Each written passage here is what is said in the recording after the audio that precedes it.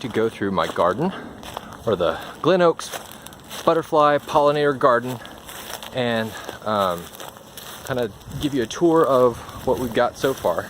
So here's some salvias and some dill. The dill is not native, the salvia is, but the dill, I haven't been able to find the pollinator plants for it yet, or for the butterflies I'm trying to attract. So around here, this is the mesquite, and we have a twisted leaf yucca that will hopefully take. There's a Turk's cap, and we've got another Turk's cap which needs some water before I leave, and another Turk's cap, and another Turk's cap. So that's around the mesquite. Then when you come through this entrance, I have planted a Mexican buckeye that'll get pretty big. And then over here I have a evergreen sumac that'll also get pretty big. This is a Texas persimmon right here. Let's see if I can get it to focus. Yeah, so that's a large shrub. That'll get pretty big, but I think it'll grow fairly slowly. This around the protective ring of rocks is a Texas kidneywood, which they weed-eated, and it's coming back. And that'll get pretty big too. Not as big as some of the others, but this is our wildflower patch and cactus box. So I've got these little yellow ones here. You can see the flowers, or the vegetation at the base. Those are our four-nerve daisies. And I'm hoping there's a patch of these across the school. So I'm hoping to get some more of those. Then these here, these lacy ones, that's a wildflower. So we want to be careful of those. They're pretty delicate. I don't know what kind they are. That is the skeleton leaf goldeneye. You can see it kind of has skeleton leaves. Then these are something, I don't know what they are though. They maybe blanket flower. There's our bluebonnets, yay! And then orange halo blanket flowers. So that's some sort of cultivated variety that Sarah bought. And then another bluebonnet. And bluebonnets, you can spot them before they come up, because they all have these 5 leaves, this palmate leaf structure. So before they bloom, before they look like that, they're little bitty things, and you can tell they start popping up in the fall, because they throw their seeds out in the winter. So this is my cactus box. So I have a horse crippler cactus. It's got some pretty aggressive thorns on it. This is my little nipple cactus. It's Mammillaria haderii, I think. These are lace cacti that you find these in the hill country quite often in limestone slabs and cracks. This is I always call it pencil cactus or desert Christmas cactus. It'll get red things. We may need to put a cage around that because it'll get some thorns on it. That is my, I forget what this one's called. I'll try to put that one down in the links, but I think this is a kind. It's also, I got this one from the hill country in an area that was being driven over, and you can see it starting to cluster. So I think this will be eventually a big cluster of cacti. This is my twisted rib cactus, and I love these. This was one of my favorites, but I'm donating it. I'm donating all these cacti. And these bloom really big, pretty yellow flowers. And you can see they cluster also. So that's the cactus box. There's the other side of the wildflowers. You can see you've got the bluebonnets, and some others toward that way. I think this is a green milkweed here that I just planted. We'll need to make sure we watered that one in. Okay, so let me walk back over here. So looking at the cactus box, to right down here, that is Aristolochia erecta. It's swan flower. It's our native pipevine that grows around here all over the place. There's another little patch here next to this rock, and then hopefully there's another patch here that'll come up. I transplanted those. I don't know how well they'll do. This is our mountain laurel, Texas mountain laurel. This is my guayacán, which you see a lot more in South Texas and probably the more south side of San Antonio.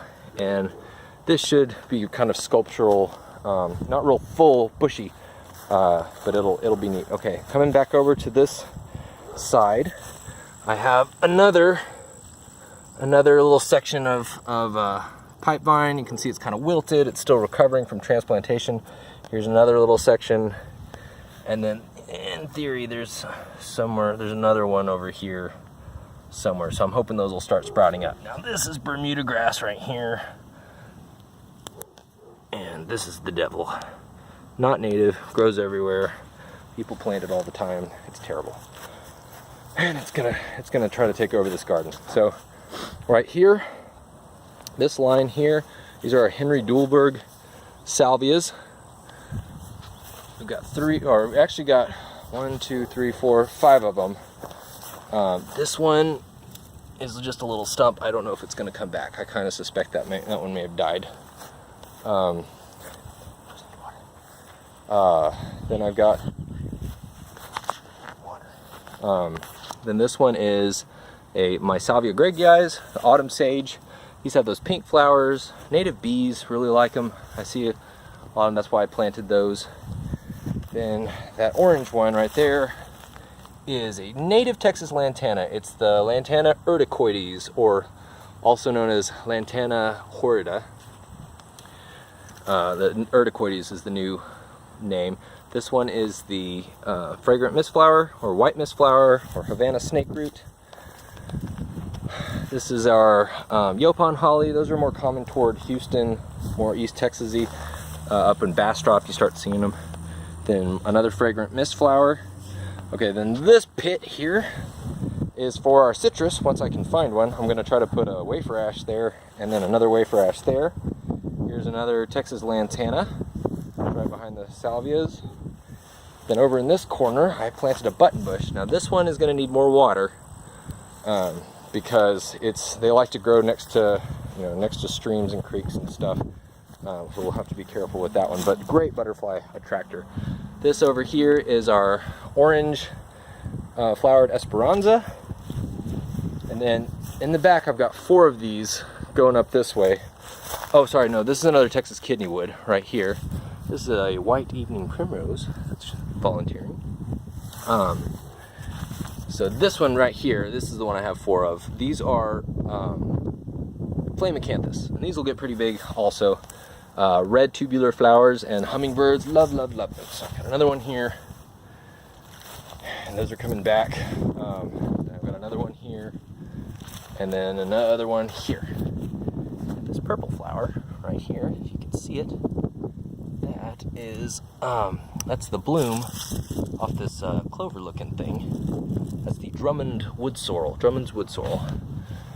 And then over here I've got another Esperanza, so that's this back corner. Then here, so let me see where we are. So this spiky leaf plant is a Agrido, Berberis trifoliolata, and that'll get pretty big. And that one's great. It's got yellow flowers in the early spring. It's an early bloomer, and then red, really pretty red berries that the birds love to eat. So I've got another white mist flower here, and then moving over, got another Texas lantana. And those get about 3 or 4 feet high. And then, let's see. So I've got a fragrant mist flower there, and then I've got my Agrido, and then I've got another fragrant mist flower there, and then another fragrant mist flower there. And this one here with this interesting foliage, that is my Lindheimer senna. So that'll get kind of big, and that'll be a yellow blooming flower. And that's sulfur wing butterflies like those. So this is our Monarch patch over here. So we've got a native milkweed there, and we've got another one right there, and another one right there, and hopefully one right here, but I think it may have died. Then this is the side cluster milkweed. You can tell the ones, they have these little red veins in them, if you can see that. So I think that's a green milkweed. I think that may be a green milkweed. Oh, and then right here you can see where the rocks make this weird outline. It's because we've got a native milkweed here. I think that's a side cluster milkweed. And then these guys coming up here are also native pipevines. It's right next to this pink rock. You see these long leaves, and they kind of have a little triangulate base almost. So I'm trying to encourage the pipevine patches to grow. And then I should have some little white daisies here. These guys here, these are fall asters. I've got 3 of those, and those will start looking purple in the fall, like daisy kind of looking things. This stuff here I didn't plant. It's a scarlet pimpernel, so it's not native. Then this little stump here right at the post in the center, that's our button bush that got weed eated. Back here, there's our passion flower vine that's coming up, our fragrant passion flower. There's another Texas lantana that got weed eated. So we're over here, so following back down the fence. This right here should be another, I think that's another passion flower vine where these rocks are. And then right there, next to the post, there's another Texas lantana. This right here is called snake herb, and it grows, they say it grows in the Edwards Plateau in the hill country. I've never seen it, but I'm trusting them. So that's this area right here. So you've got the snake herb right there, lantana right at the corner, another snake herb there. Those will have purpley flowers. And this right here is the skullcap that I actually see. I never see pink skullcap in this area, but in the hill country, a little north of San Antonio, you start seeing this purple skullcap. So I've got one there, and I have more of them. Oh, yeah, one there and one there. So you can see I kind of made a little arc of them. Starting there, I kind of went up like that.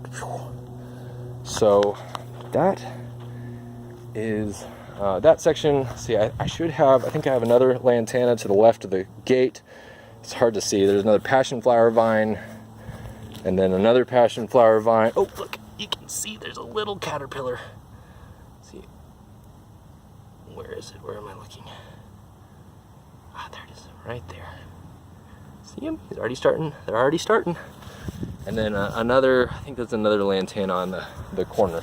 Then somewhere in here, I've got some more of this pipevine. The pipevine is right here, so I'll have to be careful. Watch out for that. See, there's another passion flower vine right there. So there's stuff on this fence. In this box here, we've got another pipevine section. The blue mist flower in this section over here. That orange thing is a tropical milkweed. We'll probably get rid of that eventually. Tropical milkweed. Here's the blue version of the scarlet pimpernel, which is non-native. We can take it out eventually. And then theoretically, I have some milkweeds here and here. Yeah, that's garden stuff and like vegetables and things, but they haven't started that yet. So yeah, so broadly, this is our Monarch area over here. So I have as many milkweeds as I could sort of pack into the area, and then the white mist flowers to attract them, and the lantanas are good nectar sources. Lantanas, more mist flowers, the pipevines here and here, the native pipevines, cactus box, wildflower. So this whole area, these areas back here, are all going to be wildflowers. Hopefully it'll be a beautiful field of wildflowers eventually, and it won't look really ratty. And then, yeah, so I've got some larger shrubs that are going to start coming up over there, and that buckeye will bloom pink and should be pretty in the spring. So, and then hopefully this area will eventually be kind of level and will be the outdoor classroom. So hopefully that'll help people out, all right.